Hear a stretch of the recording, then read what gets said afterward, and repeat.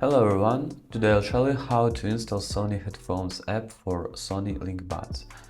At first, open App Store, then in search bar enter Sony Headphones Connect. After that, click on this app, install it. After installation, launch the app. So open. Select your country, for example United Kingdom, and click allow. Then accept the terms, agreeing to the privacy policy and start using app. Click next, agree and proceed, and one more.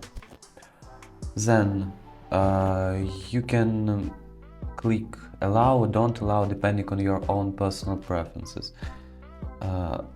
I prefer don't allow notifications, not to track, and turn on Bluetooth. So after that you can check your Bluetooth connection and click OK. You don't have to sign in, you can click later and skip other necessary steps like recovery or subscription. So later, next, later, and confirm.